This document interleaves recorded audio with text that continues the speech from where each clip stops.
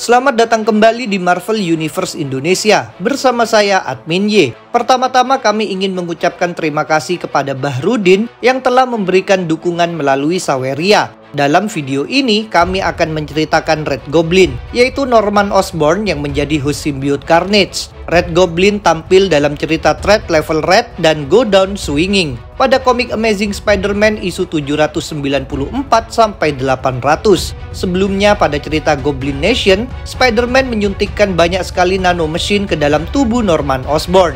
Efeknya adalah Norman kehilangan kekuatan fisik super dan kegilaan dari Goblin Serum. Kalian ingin tahu cerita Goblin Nation? Kami sudah pernah membuat videonya.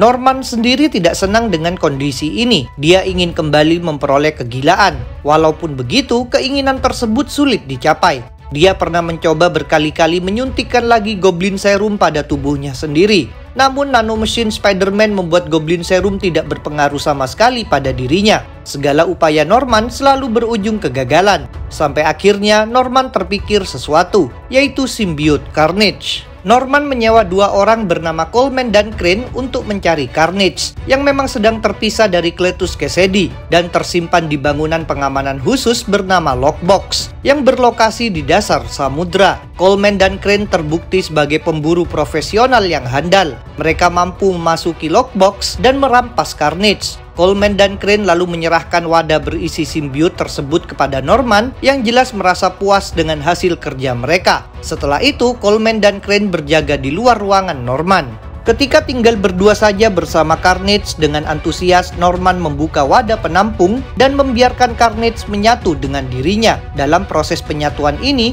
Norman merasa gembira. Meskipun begitu, kemudian malah terjadi pertentangan antara dirinya dengan Carnage. Sebab keinginan mereka tidak persis sama. Norman ingin membunuh Spider-Man dan menguasai dunia. Sedangkan Carnage tidak tertarik memimpin. Dia juga ingin membantai semua orang, bukan hanya Spider-Man saja. Ketika proses penyatuan selesai, Carnage menutupi badan Norman dan tampaknya mampu menenggelamkan keinginan Norman. Carnage menegaskan bahwa kini Norman dan dirinya merupakan suatu kesatuan yang akan menumpahkan banyak darah.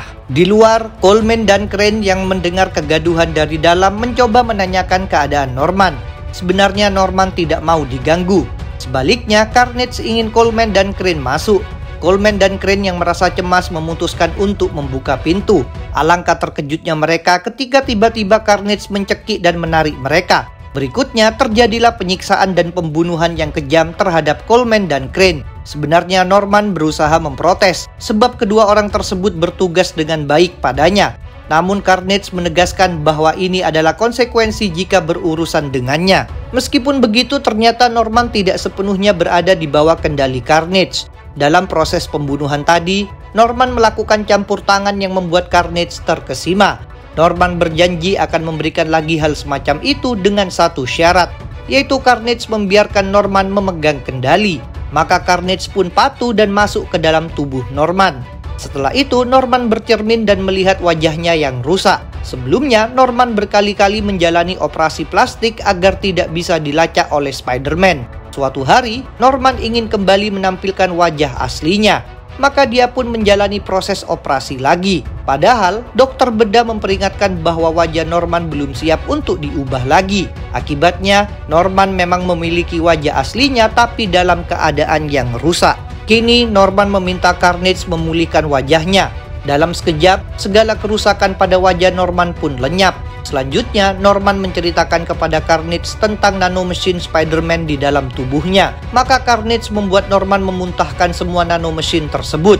Dengan demikian, Norman bisa mendapatkan lagi efek Goblin Serum. Ini tentu membuatnya gembira. Sambil tersenyum, dia mengambil tabung kecil berisi Goblin Serum. Dia memikirkan apa yang akan terjadi apabila serum tersebut dikombinasikan dengan Carnage. Setelah tubuhnya diberikan lagi Goblin Serum, Norman mulai bergerak demi menghancurkan hidup Spider-Man. Pertama-tama dia ingin tahu siapa sebenarnya identitas orang yang menjadi Spider-Man. Norman sebelumnya telah melakukan investigasi. Dia mengumpulkan informasi tentang berbagai orang dan lembaga yang berhubungan dengan Spider-Man, termasuk Peter Parker, Ben Urich, Betty Brant, Mary Jane, Harry Osborn, Max Model, Flash Thompson, Liz Allen, Sekolah Menengah Midtown, Empire State University, Horizon Lab, dan Alchemax. Walaupun begitu, Norman masih belum berhasil mengungkap siapa sesungguhnya Spider-Man. Demi membongkar misteri ini, Norman berupaya menanyai seseorang yang diduga tahu tentang identitas Spider-Man, yaitu Jonah Jameson. Norman mendobrak masuk ke rumah Jonah dan menculiknya. Sebenarnya Jonah sempat melawan, tapi ujung-ujungnya dia diikat dan dibawa Norman ke sebuah rumah terbengkalai yang dulu pernah Norman tinggali. Di sana, Norman mulai menginterogasi Jonah. Walaupun sedang terikat dan nyawanya terancam, Jonah dengan tegas menyatakan tidak akan membocorkan apapun tentang Spider-Man. Pada masa ini, Jonah memang tahu bahwa Peter Parker adalah Spider-Man. Selain itu, sikap Jonah terhadap Spider-Man juga sudah berubah. Dia tidak lagi menganggap Spider-Man sebagai pembuat onar. Norman tentu tidak menyerah begitu saja mendapat tanggapan seperti itu. Di tengah interogasi ini, Norman mendengar ada seekor tikus yang lewat di dekatnya. Dengan gesit, Norman menangkap tikus tersebut, lalu menggigit kepala tikus itu sampai putus di hadapan Jonah. Norman mengancam akan melakukan tindakan serupa terhadap Jonah apabila Jonah terus bungkam. Norman pun menanyai Jonah lagi tentang identitas dan lokasi Spider-Man. Tetapi dia berhenti lagi sebab ada gangguan, yaitu seseorang di lantai bawah. Maka Norman pun pergi untuk memeriksa. Rupanya orang yang masuk adalah Phil Urich. Dia sedang mengobrak-abrik perlengkapan Goblin milik Norman demi mencari persenjataan yang bagus. Tetapi dia hanya menemukan alat-alat Goblin biasa semacam bom, senjata tajam, dan glider. Dia tidak mendapatkan benda yang dirasa hebat. Perbuatan Phil Urich dipergoki oleh Norman yang menegurnya. Sebab Phil Urich membalas kebaikan Norman dengan keburukan. Dahulu dalam cerita Goblin Nation, Norman memang pernah menjadikan Phil Urich anak buah dan memberinya nama Goblin Knight. Saat ini Phil Urich sendiri sudah tak peduli lagi dengan masa lalu. Dia juga belum tahu Norman telah menjadi host Carnage dan mendapat efek Goblin Serum lagi.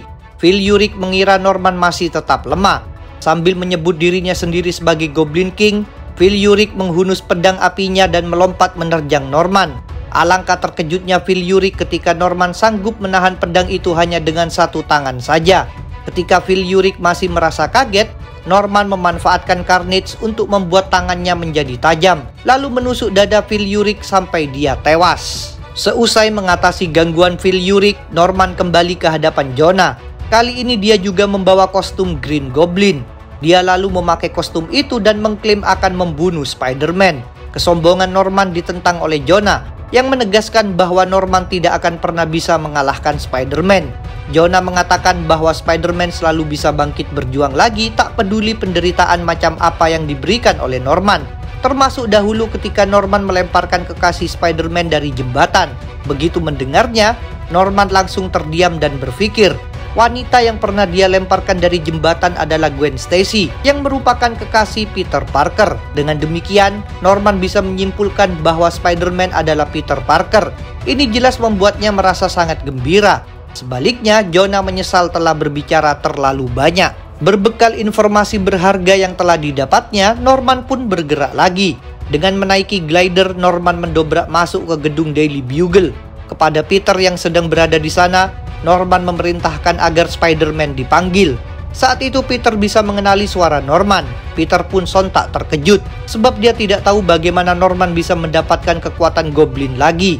Agar orang-orang tetap selamat, Peter pun bergegas berlari pergi. Di rumah Norman, Jonah sedang merasa bersalah telah membuat Norman tahu identitas Spider-Man. Dia takut Norman akan membunuh orang-orang yang disayangi Peter. Jonah tidak mau Peter mengalami penderitaan semacam itu. Maka Jonah berjuang melepaskan diri dari tali yang mengikatnya walaupun terasa menyakitkan. Di gedung Daily Bugle, Norman mengaku tak sabar terus menunggu. Dia pun memberikan teror lainnya kepada Ben Urich. Norman melemparkan sebuah kantung yang ternyata berisi bahan peledak yang disebut tritium. Waktu yang sudah diatur Norman untuk ledakan itu tersisa 10 menit lagi. Tentu saja orang-orang sontak menjadi ketakutan dan buru-buru berlarian keluar. Di tengah situasi ini, Spider-Man akhirnya muncul dan langsung saja menerjang Norman. Pada Spider-Man, Ben Urich memberitahukan tentang tritium yang sebentar lagi akan meledak. Zat tritium sendiri awalnya dimiliki oleh perusahaan Alchemax, lalu dicuri oleh Phil Urich, lalu dirampas oleh Norman. Saat ini masalah pencurian tritium sedang diselidiki oleh agen anti-Venom alias Flash Thompson. Kalian ingin tahu awal mulanya Flash menjadi anti-Venom? Kami sudah pernah membuat videonya. Dengan memanfaatkan alat pelacak buatan Alchemax, Flash menelusuri jejak tritium hingga tiba di sebuah rumah terbengkalai. Flash berubah wujud ke anti-Venom dan mendobrak masuk. Di dalam rumah, Flash menemukan mayat Phil Urich. Temuan ini membuat Flash bersiaga seandainya ada bahaya. Tiba-tiba Flash mendengar suara. Dia bergerak ke arah suara itu dan melihat Jonah Jameson yang sedang berupaya melepaskan diri dari ikatan tali. Flash jelas terkejut kenapa Jonah ada di situ. Ketika talinya mulai dilepaskan oleh Flash, Jonah langsung memberitahu bahwa sekarang keadaan sedang sangat gawat. Mereka berdua harus segera memperingatkan orang-orang tentang bahaya Green Goblin. Di sebuah apartemen, sedang ada suasana bahagia. Liz Allen bercengkrama bersama mantan suaminya, Harry Osborn, serta kedua anaknya, Normie dan Stanley. Di sana ada pula saudara laki-laki Liz Allen, yaitu Mark Rexton, serta seorang pengasuh bernama Emma. Sayang sekali, kegembiraan keluarga ini terganggu ketika Liz Allen mendapat panggilan telepon. Ternyata sang penelpon adalah Flash Thompson, yang menyampaikan informasi dari Jonah Jameson tentang kembalinya Norman Osborn. Kabar tersebut jelas membuat orang-orang menjadi bersikap waspada. Harry menyarankan menghubungi polisi. Akan tetapi Liz Allen menginginkan mereka berlindung di gedung Alchemax, sebab pertahanan di sana lebih baik. Liz Allen sendiri memang memimpin perusahaan Alchemax. Di tengah diskusi ini, mendadak ada tindakan mengejutkan dari Emma, sang pengasuh. Dia menembakkan obat bius pada Liz Allen, Harry Osborn, dan Mark Rexton. Mereka pun seketika itu langsung tak sadarkan diri. Dengan demikian, Emma leluasa membawa pergi Normie dan Stanley. Normie jelas bingung dan memprotes Emma, tapi Emma bersikeras menarik mereka keluar. Di gedung Daily Bugle, orang-orang sedang berlarian menyelamatkan diri. Sedangkan waktu pada tritium tinggal tersisa kurang dari 1 menit lagi. Saat itu, Spider-Man masih sibuk bertarung melawan Norman Osborn. Meskipun begitu, Peter Parker tentu tak mau orang-orang tewas terkena ledakan. Jadi dia menjauh dari Norman dan membentuk kurungan jaring yang menutupi bom. Tidak lupa, Peter juga membentuk pelindung jaring lainnya untuk menutupi dirinya sendiri. Tak lama kemudian, tritium akhirnya meledak. Berkat kurungan jaring buatan Peter, radius ledakan tritium tidak optimal. Hanya bagian atas gedung Daily Bugle yang hancur lebur. Jadi tidak ada korban jiwa. Peter sendiri mampu bangkit berdiri lagi untuk melihat-lihat keadaan di sekitarnya. Dia merasa lega tidak menemukan mayat orang lain. Akan tetapi, Peter kemudian kaget melihat Norman yang sedang sekarat tertusuk puing. Saat itu Norman menyebut Spider-Man sebagai Peter Parker. Norman juga berterima kasih kepada Peter. Berkat konflik melawan Peter, Norman terus meningkatkan dirinya dan menjadi lebih hebat. Meskipun Norman merupakan orang yang memberikan penderitaan bagi Peter, keadaan Norman yang seperti ini tetap membuat Peter bersedih. Namun kesedihan Peter dengan cepat lenyap karena sesuatu yang sangat mengejutkan. Norman tiba-tiba tertawa dan mulai memunculkan simbiot berwarna merah.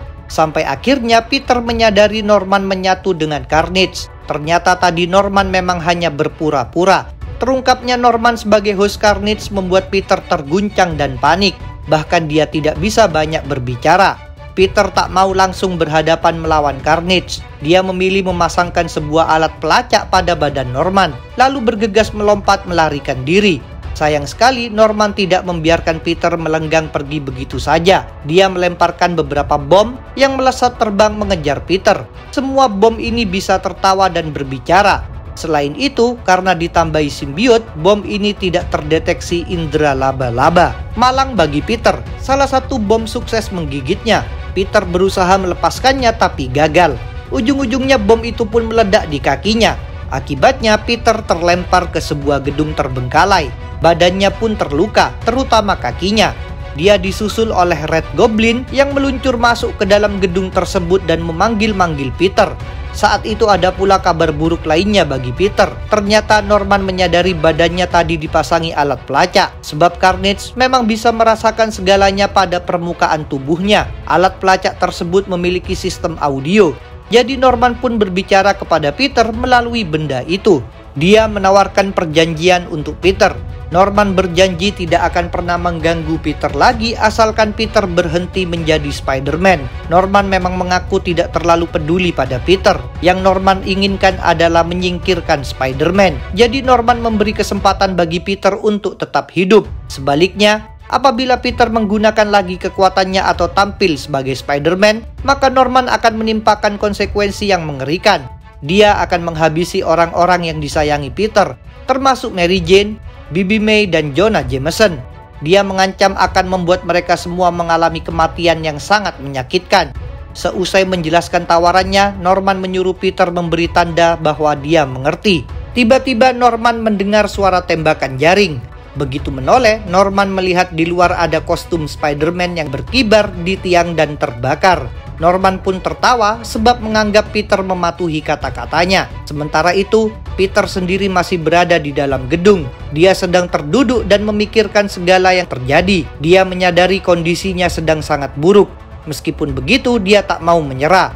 Dia tetap bertekad untuk menghentikan Norman. Demi melindungi nyawa orang-orang yang dia sayangi, Peter memang tak bisa berjuang sebagai Spider-Man. Namun dia yakin bisa mengalahkan Norman sebagai Peter Parker. Sementara itu Liz Allen, Harry Osborn, dan Mark Rexton telah terbangun di apartemen. Harry sontak panik ketika menyadari Stanley dan Normie sudah tidak ada. Sedangkan Liz Allen mampu tetap tenang. Dia memanggil petugas keamanan Alchemax. Kemudian Liz Allen membeberkan sesuatu. Sebenarnya secara diam-diam dulu dia memasang chip pada kedua anaknya. Berkat cara ini, sekarang Stanley dan Normie bisa dilacak. Harry terkejut mantan istrinya melakukan hal semacam itu. Tapi Liz Allen beralasan bahwa itu memang harus dilakukan. Selanjutnya, Liz Allen, Harry Osborn, Mark Rexton, dan para pengawal bersenjata dari Alchemax bersama-sama bergerak ke arah lokasi Normie dan Stanley. Di terminal bus Port Authority, Emma sedang menggendong Stanley sambil memarahi Normie. Rupanya Emma menyuruh Normie ikut naik ke dalam bus, tetapi Normie menangis menginginkan ibunya. Di tengah kegaduhan ini, rombongan Liz Allen akhirnya muncul. Dengan marah, Liz Allen dan Harry Osborn mempertanyakan kenapa Emma menculik Normie dan Stanley. Harry bahkan menduga Emma berkomplot bersama Norman. Secara mengejutkan, Emma justru mengungkapkan hal sebaliknya. Sebenarnya dia ingin menjauhkan Normie dan Stanley dari jangkauan Norman agar tetap aman. Menurut Emma, Norman pasti sedang membuntuti rombongan Liz Allen. Pemikiran Emma terbukti benar. Tiba-tiba di dekat mereka, Norman muncul sebagai Red Goblin. Dengan satu kali lemparan, dia melumpuhkan para pengawal bersenjata Alchemax. Setelah itu, dia mengalihkan perhatian pada rombongan Liz Allen, yang jelas merasa terkejut dan ketakutan melihat Norman menjadi host simbiot Carnage. Cerita Red Goblin mungkin akan kami lanjutkan. Jadi jangan lupa untuk subscribe, like, komen, dan share. Kalian juga bisa bergabung di grup Facebook, like fanpage, follow Instagram, serta dukung Marvel Universe Indonesia di Saweria. Linknya ada di deskripsi. Sampai jumpa lagi dalam pembahasan tentang topik-topik Marvel lainnya.